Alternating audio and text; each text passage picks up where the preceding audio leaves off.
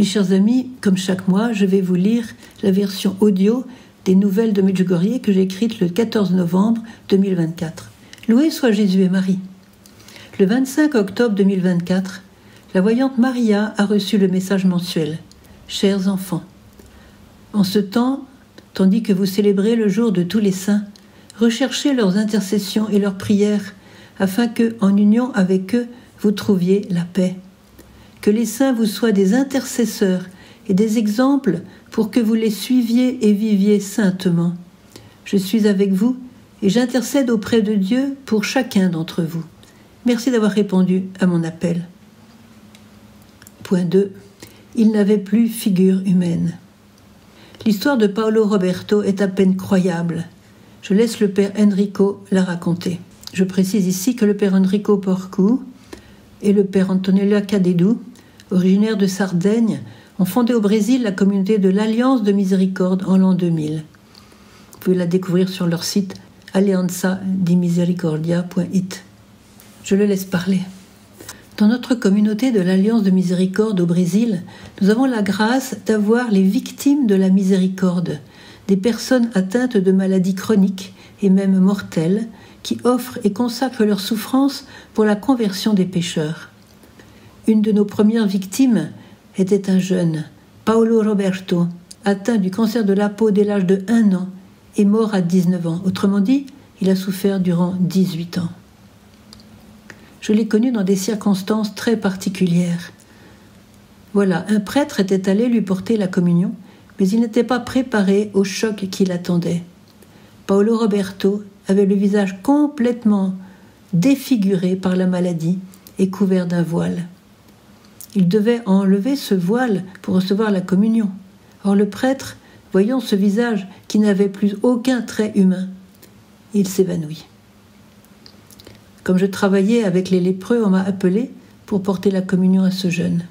Là, j'ai trouvé un enfant qui, depuis son plus jeune âge, offrait sa souffrance pour la conversion des pécheurs. Dès lors, en tant que prêtre, je l'ai accompagné dans son chemin spirituel. Il m'a raconté que lorsqu'il était petit, vers l'âge de 10 ans, il avait eu une expérience particulière. Il avait vu Jésus qui lui a demandé « Paolo Roberto, si tu naissais à nouveau, tu voudrais être en bonne santé ou malade comme tu l'es maintenant ?»« Jésus, répondit-il, je voudrais renaître comme tu m'as voulu, parce que je serais alors sûr de faire seulement ta volonté. Et si j'avais encore la santé du corps, je courrais le risque de perdre la santé de l'âme. Je suis donc content de vivre comme tu m'as voulu. » Il avait fait d'autres expériences mystiques. Je suis sûr que je me trouvais devant un saint que j'ai pu accompagner jusqu'à la mort. Il prêchait aux jeunes qui se perdaient dans la drogue, les vices, le sexe, etc. Et il leur disait « Regardez, moi, de toute ma vie, je n'ai jamais eu la santé. Mais vous, qui avez la santé du corps, vous ne pouvez pas la mépriser, vous ne pouvez pas la détruire. Tant de jeunes comme vous ne peuvent même plus vivre comme des jeunes. » Beaucoup de drogués se sont convertis en écoutant son témoignage. Il faut ajouter que, lorsqu'il prêchait, son corps dégageait une odeur de cadavre. Souvent, des mouches se posaient sur ses blessures et il devait aller à l'hôpital pour enlever les vers qui apparaissaient dans toutes ses blessures. Mais par amour de ces jeunes, il profitait de la moindre occasion pour les évangéliser. Il écrivait beaucoup de lettres, invitant les jeunes à aller dans les montagnes, à vivre au milieu de la nature, à jouer, lui qui ne quittait pas sa maison. Et il ajoutait « Je sais que j'irai bientôt chez le Seigneur, alors je volerai au-dessus des montagnes et j'irai plus haut que les oiseaux. » Le jour de sa mort en 2002, sa mère me dit « Paolo Roberto a demandé que tu mettes un voile sur son visage et que tu y écrives les mots que Dieu t'inspirera. » Il ne voulait pas que devant son visage complètement défiguré, quelqu'un puisse se sentir mal ou s'effrayer. Le Seigneur m'a inspiré ces mots. Visage de l'homme défiguré par la douleur, visage de Dieu transfiguré par l'amour.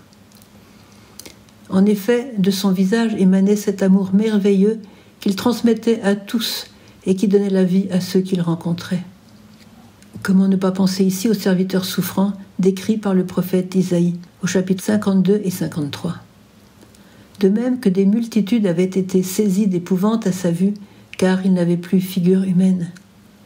Homme de douleur, familier de la souffrance, comme quelqu'un devant qui on se voile la face.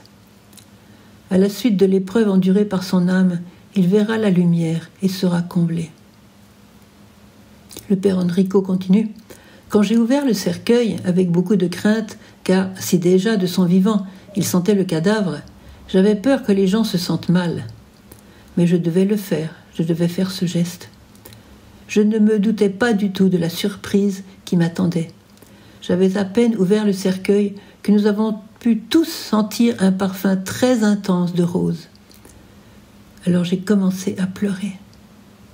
Puis j'ai déposé ce voile devant son visage. J'avais la certitude de me tenir devant un saint. Et comme disait le pape François, un saint de la porte d'à côté. Un saint qui avait donné sa vie pour que nous puissions vivre intensément. Nous qui avons la santé et pouvons donc utiliser chaque instant de notre vie. Comme disait la petite Thérèse, un simple soupir d'amour peut sauver une âme. Que le Seigneur nous donne cette grâce par l'intercession de Paolo Roberto. Point 3.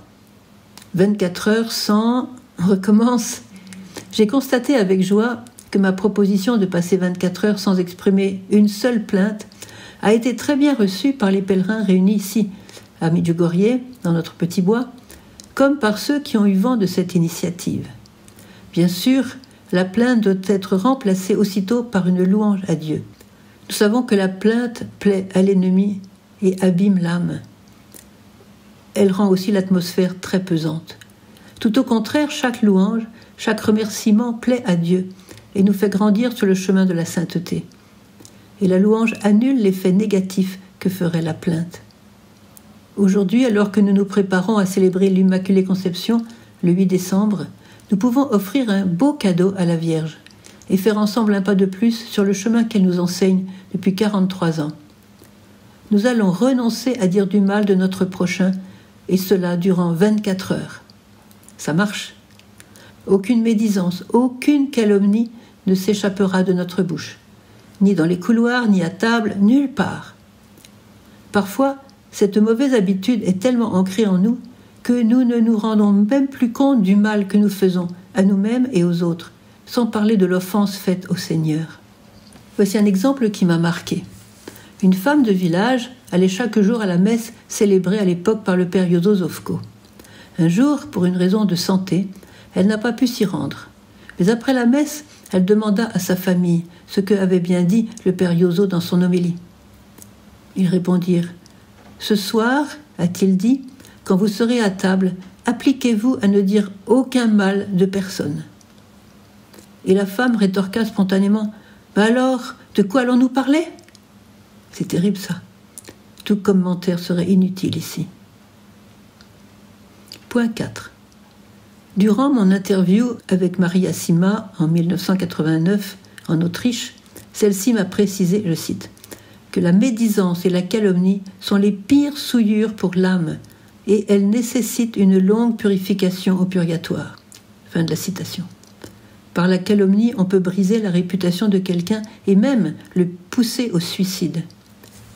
Beaucoup de mystiques ont décrit l'horreur de ce péché aux yeux de Dieu et les terribles souffrances qui les attendent au purgatoire s'ils ne se repentent pas.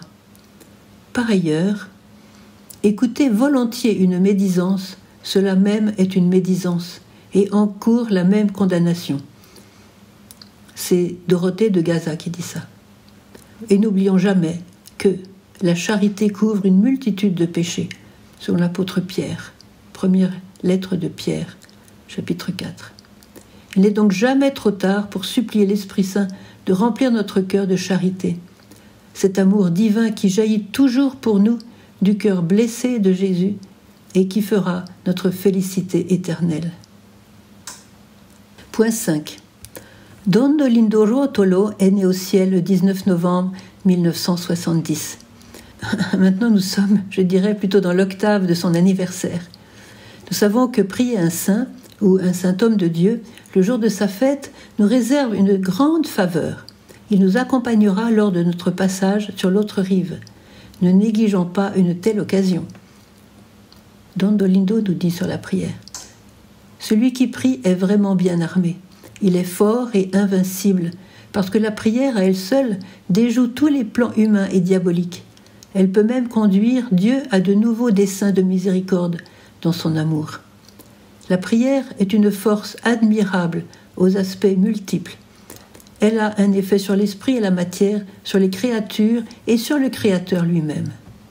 Je vous invite, si vous ne l'avez pas déjà fait, à écouter le très très beau témoignage vraiment bouleversant de Roland.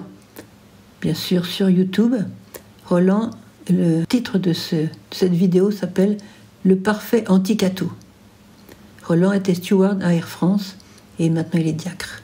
Ne manquez pas non plus la très bonne catéchèse de sœur Marie-Emmanuelle Adam sur la consécration. C'est incontournable. Vous trouverez ça aussi sur YouTube. Et le titre, c'est « La consécration à Marie, c'est vital » de sœur Marie-Emmanuelle Adam, du Medjugorje. Alors quand vous lisez les news écrites, au lieu de les écouter seulement en audio, vous avez l'annonce de toutes ces vidéos qui sont à votre disposition.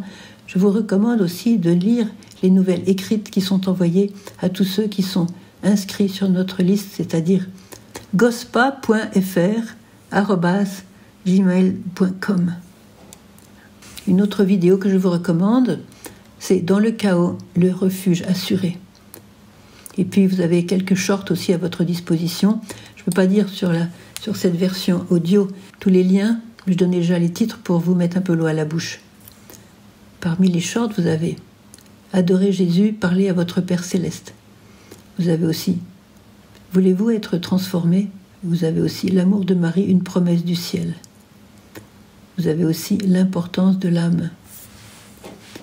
Vous avez aussi matérialisme, modernisme, égoïsme.